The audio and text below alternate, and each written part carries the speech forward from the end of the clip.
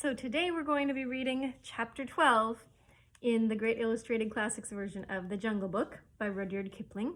Thanks for joining us today. We're here at the Caribou Public Library in Caribou, Maine, and I'm Miss Erin, and this is our chapter book story time. So let's go ahead and see what happens next. We just have 2 chapters left. This is called The Time of the New Talk, and here is Mowgli with Bagheera. He looks older, doesn't he? The years after the letting in of the jungle brought many changes to Mowgli's life. Father and Mother Wolf grew old and died, and Mowgli rolled a big boulder against the mouth of the cave so that their death sleep wouldn't be disturbed. Akela's fur turned from gray to white, and he walked with the stiffness that comes with old age. Throughout his entire time, the lone wolf kept urging Mowgli, "Go back to your people, little brother. Go back to man." In fact, those were Akela's last words before he died. But Mowgli always refused.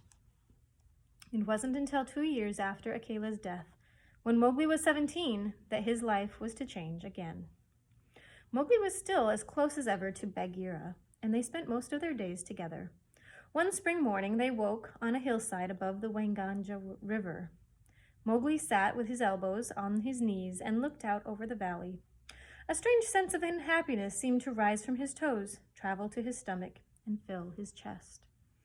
Not even the spring songs of the birds or Bagheera's soft purring lifted his spirits. "It's that time of year again," grumbled Mowgli.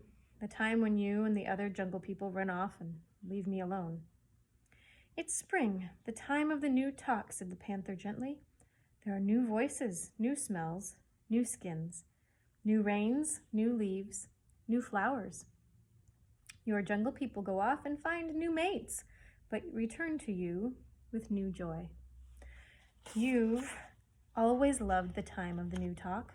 Why does it make you sad now?"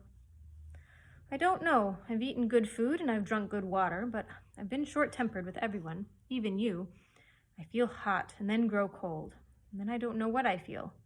Perhaps if I go for a long spring run with my 4 brothers, perhaps to the marshes of the north, I might feel better." So Mowgli called out a familiar wolf call, but none of the 4 answered. They were far away, singing their spring songs with the other wolves of the pack. Mowgli's sadness turned to anger when he got no reply. Sure, he pouted under his breath, when the red flower frightens them, or when a tiger like Shere Khan hunts them, they run to Mowgli.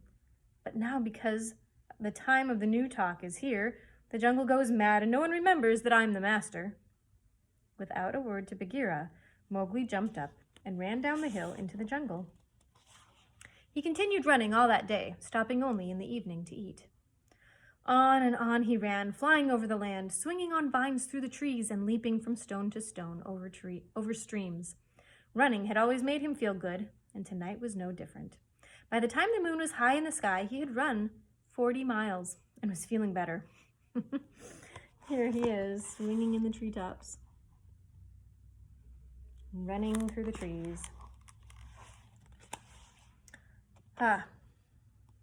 When he reached the edge of the marshes, he sat down among the tall reeds to rest. It was then that the sadness returned, but it was 10 times worse than before. "It followed me here," he cried into the night, and he looked around to see if anything had actually followed him. "I must have eaten poison," he decided, "but no one cares. They sing and howl and seek new mates while I sit here dying of poison." Mowgli began to weep at the thought of dying alone.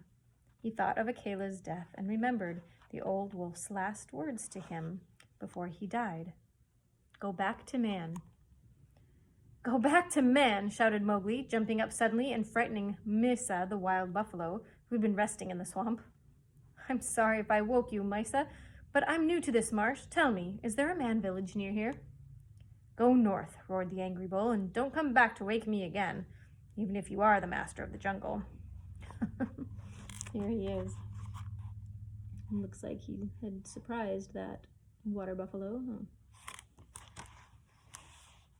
Mowgli climbed out of the marsh and began to run north. It wasn't long before something shining up ahead made him stop and stare hard. "It's the red flower, the kind that grows inside a hut. I remember lying beside one like that before I came to the Seeonee pack." and he began running harder toward the red flower, as if something magical were drawing him to it. As he approached the lighted hut, several dogs yelped at him, but he silenced them with a deep wolf growl. The door to the hut opened, and a woman peered out into the darkness. A child inside began to cry, and the woman called over her shoulder, "Go back to sleep, little one. Whatever woke the dogs is gone now." Mowgli felt himself begin to shake all over, as if he had a fever.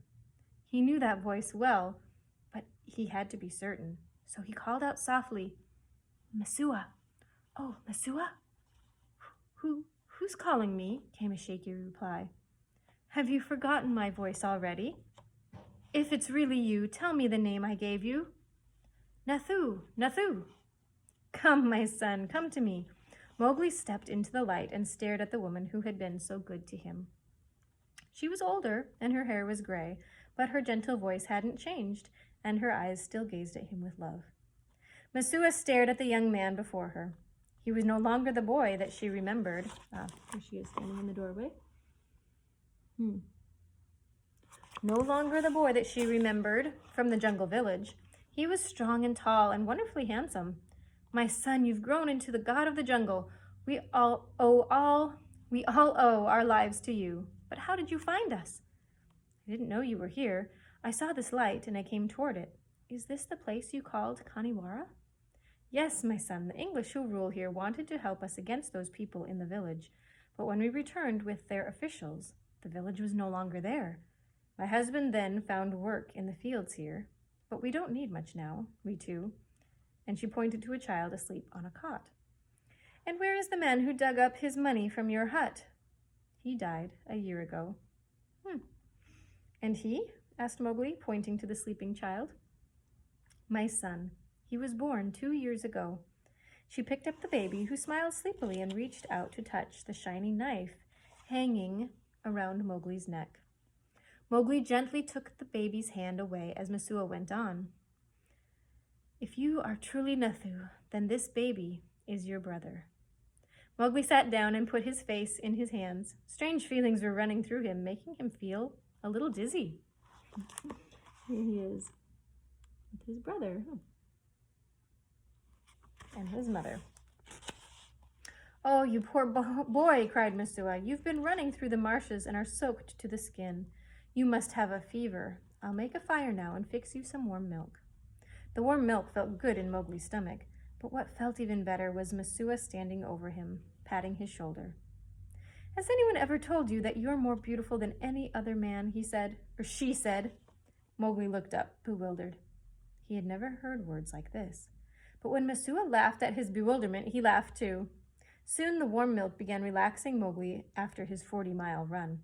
He curled up on the floor, and in a minute, he was fast asleep. Mesua pushed his hair back from his eyes and put a cover over him. Then she was content to just sit and watch her son sleep, which Mowgli did for the rest of that night and all the next day. He was at peace. He knew he had nothing to fear. And there he is sleeping, with his mother watching over him. When he awoke, Mesua fixed a dinner of rice, fruit, and bread. This would fill his stomach until he could hunt for meat. Mowgli was also anxious to finish his spring run, but the baby wanted to sit in his arms, and Mesua insisted on combing his beautiful long hair. Mesua sang as she combed until she heard a wolf whine outside the hut and saw a large gray paw slowly edge under the door. Her jaw dropped open in horror, and her hand froze with the comb in midair.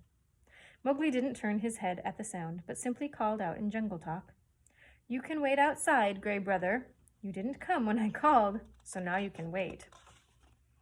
And the large gray paw disappeared. "Please don't bring your jungle servants with you, my son. I wish to live in peace." "You are in peace, Mother. All of these jungle people, or my servants, as you call them, were guarding you the night you came here. They're calling me now. I must go." Mesua stepped aside as if obeying a god. But the next moment, she was a mother again. She threw her arms around Mowgli's neck and pleaded, "Come back, my son, for I love you, and so does your little brother."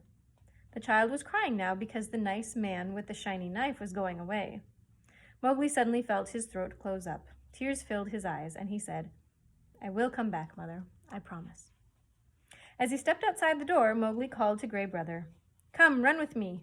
His voice was as gentle as it had been to the baby, and he asked, Why didn't you four come when I called you so long ago? So long ago? It was only last night, little brother. We were in the jungle, and as soon as our songs were done, I followed your trail. But what are you doing with the man-pack in the village we just left? Mowgli was about to answer when a beautiful girl in a white dress came down a path leading to the village. Gray Brother hid in the underbrush while Mowgli backed into a field of tall grain.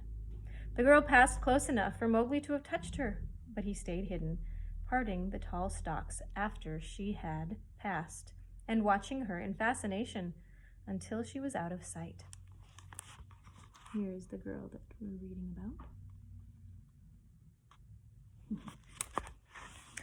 What am I doing with the man-pack? Mowgli repeated Gray Brother's question when they both came out of hiding. I don't know, but would you follow me to the man-pack? I followed you on the night of our wolf pack cast you out, and I followed you tonight. Would you follow me again, Gray Brother? And again, and again? Gray Brother growled as he answered. You have gone back, then? Man goes to man at last. Our mother said you should, and so did Akela, and Kaa. And what do you say, Gray Brother?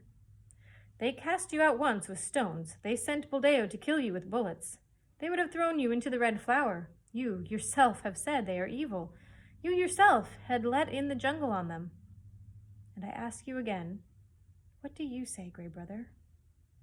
The wolf continued running without answering. Finally, he stopped and said, Man cub, master of the jungle, my brother, although I might forget you for a short time in the spring. Your trail is always my trail. Your home is always my home, and your enemy is always my enemy. I speak for our three brothers as well when I say, if you go to man, we will follow you and be with you always. And they are running together. Well, that's the end of chapter 12. One chapter left, which we will read next time. Bye for now.